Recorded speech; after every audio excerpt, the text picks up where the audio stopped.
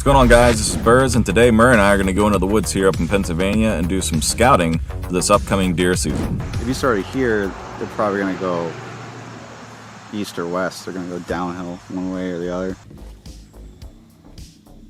One deer, 2 years old, 4 days ago. Walks with a limp in his left rear leg. You pretty much have to walk in the way we just walked in. Right. So if there's any deer down to the west or uphill to the north, they're going to get pushed downhill and away. And away could be either back to the west or to the east towards us. So they'd likely run this direction, right, because of the topography. Right. But this shit will be out of here by. Yeah, but if this is already a game trail that they're using, like they go uphill to rest and they come down to get a drink, you know, they pick up their own trail. Sometimes they follow it. You know what I mean? So not always. Like it's like this. Like some dude with a rifle's chasing you in the woods or shooting at you in the woods. You're running for your life. You know, like the most dangerous game style. Fuck your trail. You know. Yeah, you're gonna alter your course. But like I said, like deer are like humans that way. They like the path of least resistance. Like if they have a little trail that they use every day to go down to the stream, if no one's shooting at it or it's like, you know, first light, they might like, oh, time to wake up and go get a sip, and they're gonna follow this trail. Do the pattern. But that looks disheveled over this way. oh, it's like here. You see this drag here? You know? Yeah, that's why I was looking for a real good tool. Like this here too. Like sometimes you see like a little clump. Yeah, like where they came in. Yeah, or just like one. You got this nice open clearing, and then you have this like kind of thicket of pines down here. So when they get spooked, they're gonna look for a place to hide. You got two choices: hide or run. So a lot of times, at least here in Pennsylvania, around this area, like they'll stay on the move all morning, and then like late morning, early afternoon, they'll hide somewhere. Like siesta. Yeah, like a siesta, and then they won't move again till last light. Like maybe they didn't like the spot that they were hiding in, they want to go back to a better spot or find a better spot, or it's been quiet. Like you'll hear, it'll sound like the 4th of July, you know, or like a bunch of deer are going to die the first 15 minutes of daylight. Right. But after that, they're on the run or they're going to go hide somewhere, but you won't hear as many shots for the rest of the day. So after a couple hours of silence, they start to get like, oh, maybe the humans are gone. So they'll start moving again, like last couple hours of daylight. Or not. It all depends where you're at and how far away they ran and all that shit. But yeah, but from here to your point, you know, early October, you still have a bunch of greenery.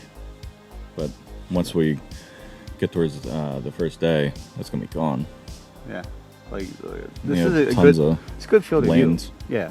Well, that's the thing is like if you get in a real heavy thick brush, then it's like you're not gonna see them. You're gonna hear them breaking brush, but you know, they're only 50 yards away, but you can't see them because of how heavy the brush is.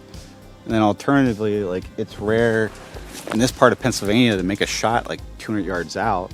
Like the majority of deer are killed within 100 yards, right. like point blank. Like if you're gonna kill a deer, it's probably statistically probable that's gonna be under 100 yards. But it doesn't mean that there's not places that you could have to take a 200-yard shot or even a 300-yard shot. Right. A lot of guys hunt power lines, you know, like the high tension lines where it's clear cut, like 100 yards for the high tension lines to go up and downhill. Like if you hang out on the edge of one of those high tension lines, you can shoot uphill, you can shoot downhill, you shoot across. Like, you know, some of those shots could be, if it's in your skill level and your rifle's capability, you could shoot 300 yards easy shooting down the power line. So, right. You know, this is a nice spot. I like this spot.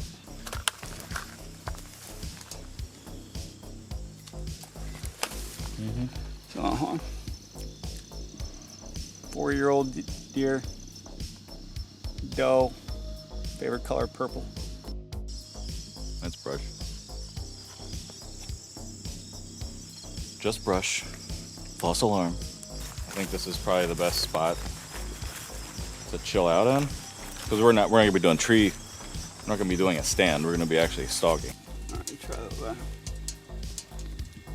2-year-old buck, likes to be called Carl. Doesn't like to disclose who he voted for in the last election. All right, so we're over here in a different area. Completely different area. Yeah, we chased the flies away, but this is today. This is super fresh. It's shiny. Yeah. Nice shiny turd. An arrow. You can clearly see that's maybe Cree or Apache because of the color of the feathers. Yep. Shaft is made out of hickory. You can tell because the cross weave. It looks very similar to carbon fiber. And yeah, they must have been hunting a bunny because it has a small bone tip on it. But I think this might be Apache, maybe Blackfoot. You can tell by the very elaborate green bone knock at the back of it. Which means they were a high level member of the Apache tribe. V-Force. The V-Force tribe. Oh, they were the V-Force of the Apaches. Wow. This is a nice bad spot.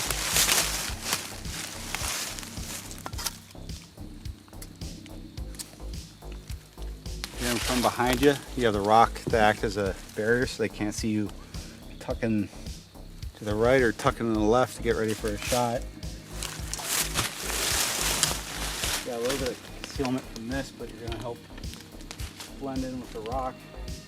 They get to know stuff too. They get to know their own terrain. Like, they walk past this rock every day. They don't give it. They don't give it any mind at all. You know. Like, oh, that's always there. Yeah.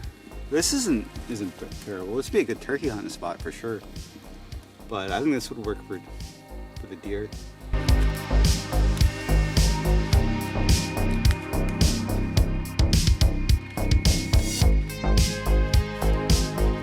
Just remember, the more difficult it is for you to find a spot, the more difficult it is for other hunters to find a spot. All those other jabronis. Which 80% will probably tap out. Yeah, you just gotta want it more than the other guys. Bring some bungees too.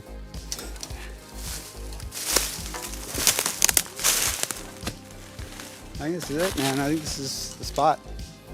I agree. Somewhere in this area. I like that little cove. I marked it too. All right, so here's a spot that we think we're gonna go with after looking at all these other different spots.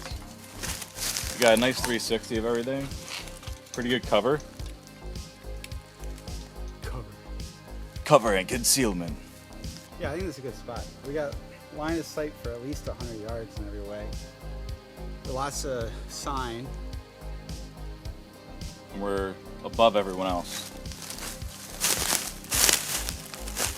I trust our judgment to be above everybody else. Yeah, because we saw, 2 spots down lower that people already were there setting up.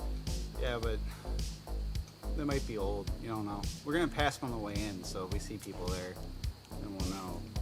My whole thing is you don't want it to be super easy to get to. It shouldn't take you 4 minutes to walk there. I think if you put a little effort in, you're going to not be around a bunch of other people. Yeah. So now, since it's going to be early morning when we come in here, we're marking the trail.